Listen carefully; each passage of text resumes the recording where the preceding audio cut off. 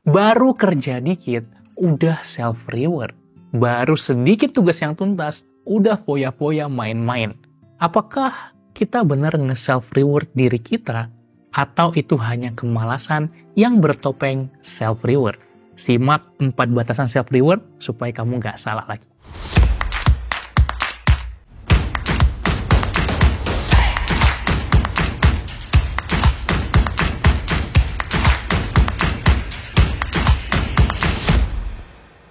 Halo, kembali lagi di channel Pembelajar Produktif yang membahas seputar pengembangan diri dan produktivitas. Bersama aku Umar, dan tentunya kamu bisa mendapatkan konten-konten bermanfaat bukan hanya di YouTube, tapi ada di Instagram kita, ada di TikTok, ada juga podcast di Spotify.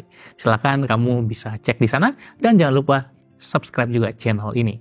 Ketika kita bekerja, tentu kita harus memberikan reward ketika kita berhasil.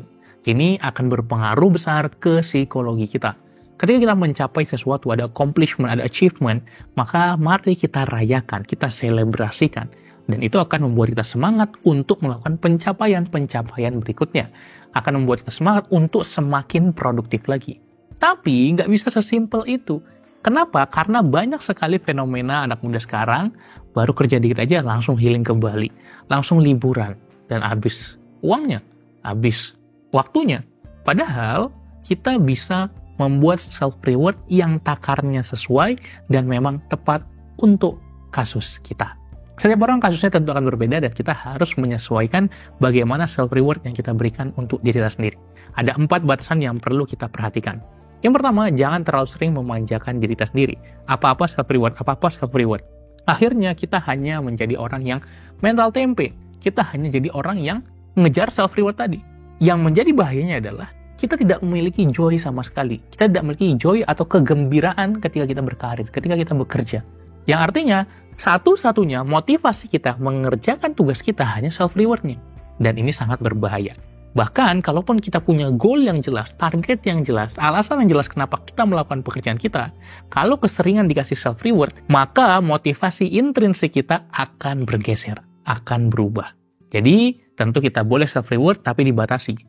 Setelah berapa hari atau setelah berapa tugas selesai.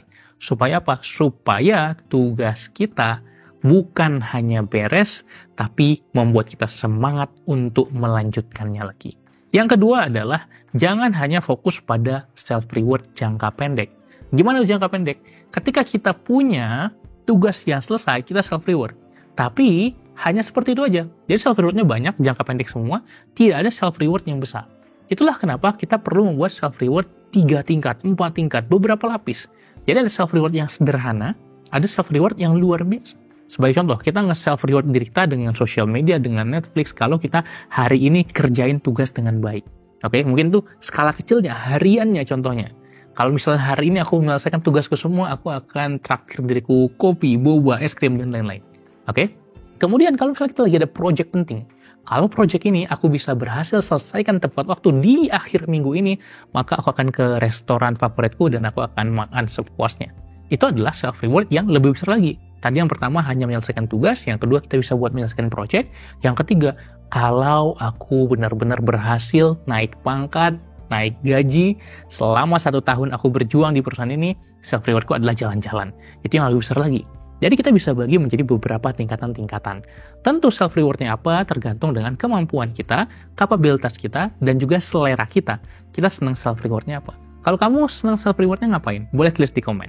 Kalau aku misalnya jalan-jalan, kemudian ke coffee shop, kemudian baca buku, ke toko buku, itu adalah self-reward yang aku senangi. Kalau kamu apa? Silakan bisa sharing.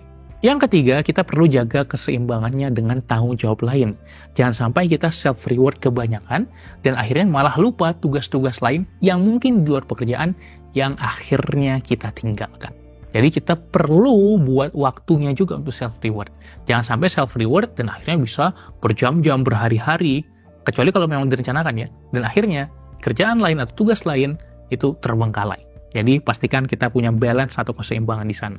Dan terakhir yang keempat adalah gunakan reward yang sehat dan positif. Oke, jadi kalau misalnya kita punya self-reward yang malah merusak diri kita, ya itu juga jelek.